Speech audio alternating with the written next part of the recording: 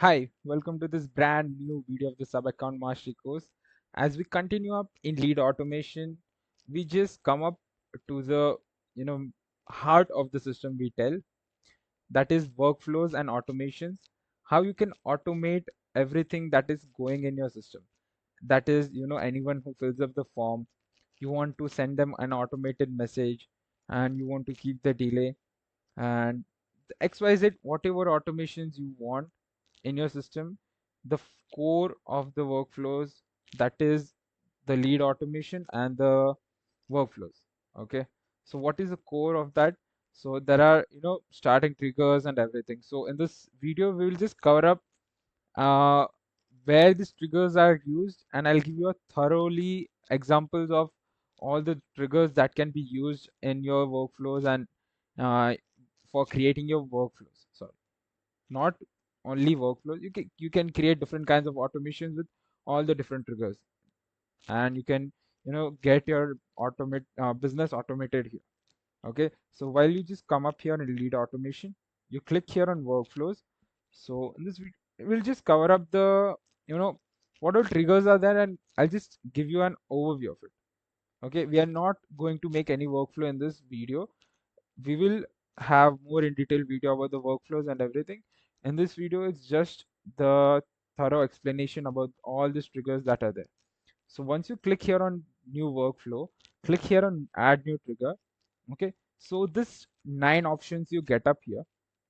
Okay, for your starting triggers. What do you mean by starting trigger is how is your workflow going to start, with what kind of trigger you want to start your workflows. Okay, based on forms or based on contact source or anything. So we'll just get an overview here in the system, okay, in this video. So if you just click here on forms, okay, you get three types of forms. So this product inquiry is the inquiry form that is coming up from the shop. So in the last videos you have seen how you can get an inquiry about the get an inquiry about the products that are listed on the shop. So if you want to run an automation for that, you use this product inquired form. Okay, you will give they will give you an option for all that. Okay, once you have made the products and inquiry forms on that, so it will give you all the list of it. So these are normal forms that you make it from lead generation, that also you have covered up in the last videos. You can run automations on that. Okay, what does this Facebook form mean? The Facebook forms you have connected from your page, and anyone filling up that Facebook form, you want to run an automation, you can select the form from here and make an automation on it, right? So these are the form sections you have. Inbox is incoming, uh, like on chat groups or anything. We might be adding more features on the inbox, and once it's done it will be cleared and you'll have all the triggers for inbox. As of now we don't have it. Coming up on the contact, what is in contact? Okay, in the contact you have contact source, different sources of contact you have. One is, I mean, from what kind of sources it can come. You can manually add them, you can add them through bulk, they can even come through WhatsApp official API, they can message you, and on Pably also, right? So different kinds of sources you have, and different kinds of automations you can make on it. Any lead coming from Pably, you can run an automation on that. Any lead you have added bulk, you can do it from here. Any lead that is coming up on WhatsApp, when you integrate your connect your device.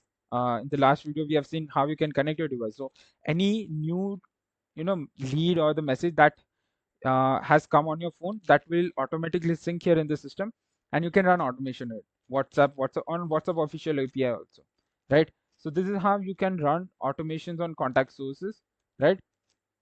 On the contact updated, if you want any, I mean, you want to get an internal notification or anything of any contact that is updated, right? You already have a existing contact, and anything of your staff or your team member, or you have updated it and you want to get a notification on, you can do it from here. Contact updated, you can set a trigger. Okay, contact tag. Okay, so based on tags also, this also plays a very important role on contact tag and making workflows very simpler. Okay, for your long workflows you can make it very simple on this. Okay, contact tag based on tags. Okay, I have shown you there on your forms also, and how you can tag those contacts manually and through forms also. So based on tags, if you want to run automations like any lead who has got a tag, okay, then this workflow should start for them, and this messages or this action should happen for them. So based on tabs you can run automations, like if they have purchased anything and if they have got a contact tag saying that plan purchased, and you want to run an automation saying that whenever a lead gets this plan purchase tag, start this automation. So you can just select the plan purchase tag, you can make the tag, or you can just select it and just select the tag, and the automation will start and make the workflow accordingly. Okay, if you want to say happy birthday, so we have this feature for saying happy birthday. Okay, so you'll need to add your birthday dates of your leads there in this contact list. Once done, you can wish them accordingly on the birthday. If you want to wish them on the same day, you can just select it. If you want to wish them on the before one day, you can do it. Okay, at 10 a.m. whatever time you want to wish them, you can wish them at the time. Okay, so this happy birthday does that work. Okay, coming up on CRM, so we have four things. So if you want to run automation on any of the lead that is added in your pipeline, so in the last videos we have seen that how can you make pipeline. So if you want to run an automation saying that any lead who is coming up on this pipeline on this stage, then this workflow should go up onto them.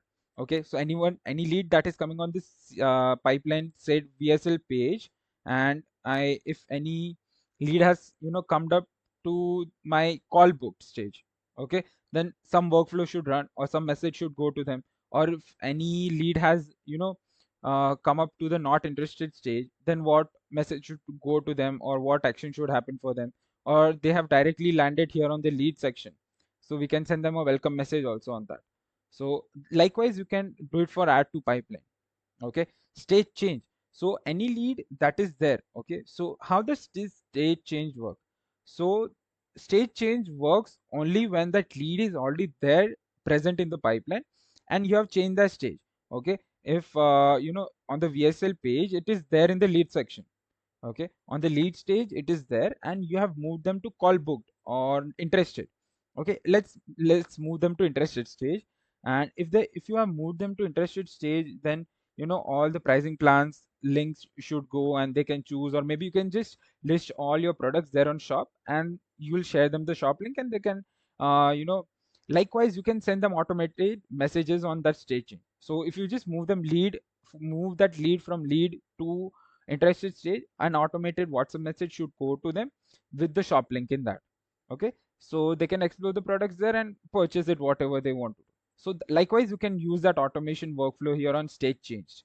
Okay, so coming up here on follow up, as I showed you in the last videos in the CRM sections also, you can create follow-ups. Okay, so we have three types of follow-ups. One is created, completed, on overdue. Right, on overdue you can get reminders of yours. So whenever the follow-up is coming up and you want a before time reminder, you can select it from overdue. On completed, if you have marked it as completed, then if you want an automated message on it, or you want to run an action on it, if you want to change the stage, any stage, like if you want to move that lead from follow-up stage to interested or not interested, whatever follow-up you have got from them, you can do it here on this, like with this created uh, trigger. You can do it with the created trigger, a completed trigger, sorry. So once the follow-ups completed, if you want to move them to interested stage, you can move them to interested stage. Likewise you can run automations on it, right? So coming up here next, notes added. So while taking follow-up, you even add their notes. So if you want to get an automated message or something on that, any internal notification, you can get it from notes added. Okay, coming up on calendar. So this is a very important and very basic things of the calendars. So if you want to run an automation on calendar books, so anyone who books your calendar, you want to send them a welcome message, and after that you want to run the before time triggers. Like if you want to send them the reminders like before 4 hours, 2 hours, 3 hours, I'll be showing you up there in your upcoming videos also. This is just a clearance on the triggers, what all these triggers are helpful and where you can use it. Okay, so appointment booked, if you want to run an automation, anyone who books the appointment, anyone who canceled your appointment, okay, you have to update it there manually. I have showed you in the calendar triggers video also. I'll be showing there in that. how you can manually update the status. If anyone has canceled the appointment, if anyone has rescheduled your appointment, you can run automations on that, based on that also, on the reschedules appointment also. If they haven't showed up for the appointment, so you can share them the reschedule link or the calendar link, where they can again book the calendar, and you can run automations on it. If they have showed up for the appointment, if you want to send them the thank you message on the show up, you can do it from here. So you just need to update the status there that they have showed up, and the automation will trigger, and you can send thank you message or something, like whatever automation you want to run it.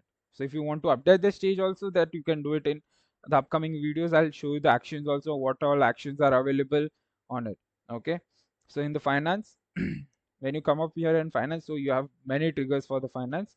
Okay, based on subscription created, if the subscription is overdue, and if they have paid the subscription, if you want to send them thank you message, or if they have canceled the subscription. Okay, you can send them the email also that you have canceled your subscription. Same for the installment created, overdue, paid, and cancelled. So all these are almost the same triggers. Okay, only the actions are different. So this works on subscriptions, this works on installment, and anyone who is going to pay, and they have cancelled it, or they were not able to pay and payment was failed. So if you want an internal notification saying that this lead has tried to pay but they did not pay, and if you want to send an automated message to a paid for your lead also, that we saw that you tried paying us but it was cancelled. So if you're integrating Razorpay, you get a quick response from Razorpay. Not aware of the other payment gateways, but on Razorpay, you immediately get that they have tried for paying and the payment was cancelled or they failed. So you can send them automated message saying that here is your new link for the payment, and you can get the payment and you can convert them efficiently, right? So subscription created, if you have created a subscription for them, if they haven't paid for the subscription and they are overdue, you can run an automation for them, right? On before time also you can do it on this subscription overdue, saying that if the subscription is ending on 28th or 29th, and if you want to send them a reminder of the 2 days before, you can set a trigger for from here. Okay, for invoice paid, so same as subscription create and paid. Invoice paid just works as if they have paid for any product, and this is for subscription based model. Okay, and this invoice paid is just for a normal product they have paid. So that's how it works on the invoice paid and subscription paid. Okay, coming up here on LMS. For LMS we have three triggers: lesson completed, course completed, and comment added. Okay, anyone who has completed some lesson, if you want to send them a congratulations message or something, you can do it from here. Anyone who has completed the whole course of yours, if you want to send them automated message, you can do it from here. If anyone has added a comment on the course, or maybe on your community, you can run automations from here. Comment added, mostly it is on courses only. Okay, so this is how you can do it for your courses. Coming up here, next is API. So this API 1.0 is usually used for the external integrations, third party integrations. You can use this API. Okay, API 1.0 for your any external integrations or API integrations of any other platform. If they support, you can use the external API for it. Okay, coming up here on the last triggers is the schedule. So we have 4 triggers in the schedule. Okay, if you want to trigger any workflow on specific date, if you want to send the some group of people message on specific date and time, so you can just choose the date from here, choose the time, and select the contact group.